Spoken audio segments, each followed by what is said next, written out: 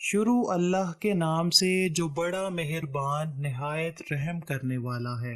ایک دفعہ کا ذکر ہے کہ بنی اسرائیل کے ایک علاقے میں ایک بزرگ رہتا تھا جو ہر وقت دنیاوی کاموں سے دور رہتے ہوئے اللہ تعالی کی عبادت میں مشغول رہتا۔ اس وقت کا بادشاہ اس بزرگ کے پاس آ کر اس کو کھانے پینے کا پوچھا کرتا تھا۔ بزرگ بادشاہ کو جواب میں کہتا کہ مجھے خدا کھانے پینے کی بہتر اشیاء مہیا کرتا ہے۔ اللہ تعالیٰ نے اس بزرگ کی عبادت گاہ میں انگور کی ایک بیل لگائی ہوئی تھی۔ جب بزرگ کو کھانے پینے کی طلب ہوتی تو اس بیل سے بزرگ کو کھانا پینا طلب ہو جاتا۔ چند دن گزرنے کے بعد شام ہوتے ہی ایک عورت کا گزر یہاں سے ہوا۔ اس نے بزرگ کو مخاطب کرتے ہوئے کہا، اے اللہ کے بندے۔ اس پرہیزگار بندے نے عورت سے پوچھا، کیا بات ہے؟ عورت نے جواباً کہا، کیا تیرا خدا تجھے دیکھ رہا ہے؟ بزرگ نے جواب دیتے ہوئے کہا کہ میرا خدا ہر چیز کو جانتا ہے، دلوں کے راز جاننے والا ہے، دنیا اور آخرت کی خبر رکھتا ہے، زندگی اور موت اسی کے ہاتھ میں ہے۔ جس کو چاہے زندگی عطا کر دے اور جس کو چاہے اس دنیا فانی سے اٹھا لے۔ عورت نے درخواست کی کہ میرا گھر بہت دور ہے، رات بھی چھا رہی ہے، میں پناہ کی طلبگار ہوں۔ بزرگ نے کہا، اوپر عبادت خانے میں آ جاؤ۔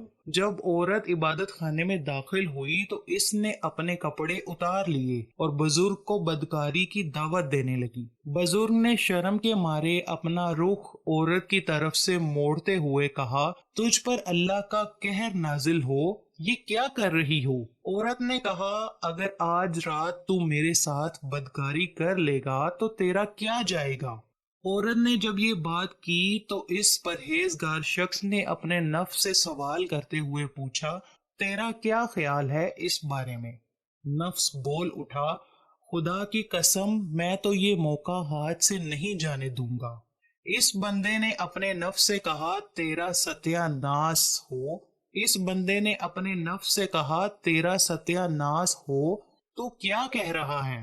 تجھے اس بات کا علم ہے کہ زانی کی بخشش نہیں ہوتی، وہ دنیا اور آخرت میں برباد ہو جاتا ہے۔ اللہ تعالیٰ بدکاری کرنے والوں کو جہنم کی آگ میں ڈال دیتا ہے جو کہ کبھی ٹھنڈی نہ ہونے والی ہے۔ تو اپنے ارادے سے باز آ جا۔ نفس نے اسے مزید عورت کے پاس جانے کو تنگ کیا تو پرہیزگار نے کہا، میں تجھے دنیا کی آگ کا مزہ چکھاتا ہوں، اگر تو اس کو برداشت کر لے گا تو میں آج رات تیری ہر بات مارنے کو تیار ہوں گا۔ اس نے پاس پڑے چراغ کو آگ لگائی، اس چراغ کے اوپر اپنا ہاتھ رکھ دیا، پر چراغ کی آگ نے ہاتھ کو نہ جلایا۔ اس پر بزرگ آگ سے بولا، اس کو جلاتی کیوں نہیں؟ پھر آگ نے بزرگ کی ایک ایک انگلی کر کے سارا ہاتھ جلا دیا۔ یہ سب کچھ پاس کھڑی عورت دیکھ رہی تھی۔ جب آگ نے بزرگ کا ہاتھ جلایا تو عورت کی چیخیں نکل آئیں اور وہ ڈر کے مارے مر گئی۔ بزرگ نے اس عورت کے اوپر کپڑا ڈال دیا۔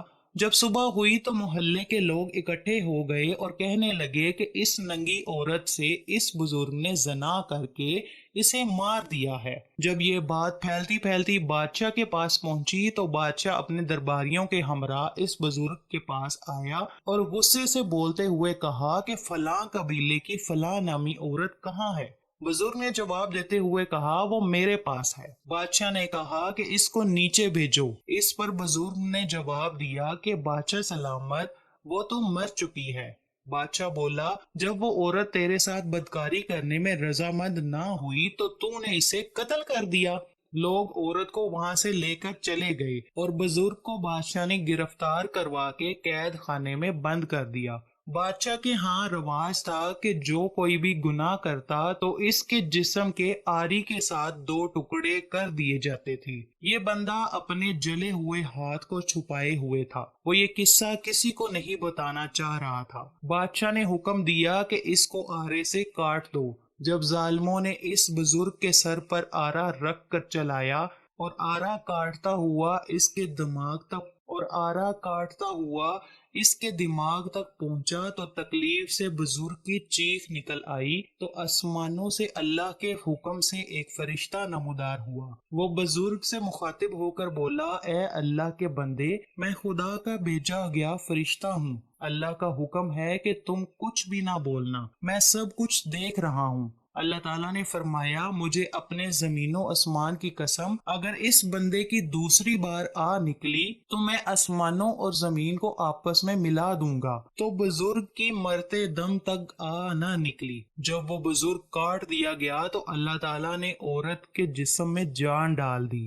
عورت بولی، میں خدا کی قسم کھا کر کہتی ہوں، یہ بندہ بے گناہ ہے، اس نے میرے ساتھ زنا نہیں کیا۔ اس عورت کے بتانے کے مطابق وہاں اکٹھے ہوئے لوگوں نے اس بزرگ کا ہاتھ دیکھا تو وہ جلا ہوا تھا۔ انہوں نے کہا کہ اگر ہمیں اس بارے میں علم ہوتا تو ہم اس کو کبھی نہ کاٹتے۔ جب اس اللہ کے بندے کے دو حصے ہو کر زمین پر گر گئے تو وہ عورت بھی مر گئی۔ جب لوگوں نے ان دونوں کو دفنانے کے لیے قبر کھودی تو قبر سے ایسی خوشبو آ رہی تھی کہ سب کے سب حیران رہ گئے۔ جب ان دونوں کا جنازہ ادا کرنے کے لیے امام آیا تو اللہ کی طرف سے فرشتہ نازل ہوا۔ فرشتے نے کہا کہ ٹھہر جاؤ، آسمان میں ان دونوں کا جنازہ ہو رہا ہے۔ سبحان اللہ۔ تھوڑی دیر بعد امام نے جنازہ پڑھایا اور ان دونوں کو دفن کر دیا گیا۔ جب ان دونوں کو دفن کر دیا گیا تو لوگوں نے دیکھا کہ ان کی قبروں پر ایک چیز پڑی ہوئی ہے جس پر لکھا ہوا ہے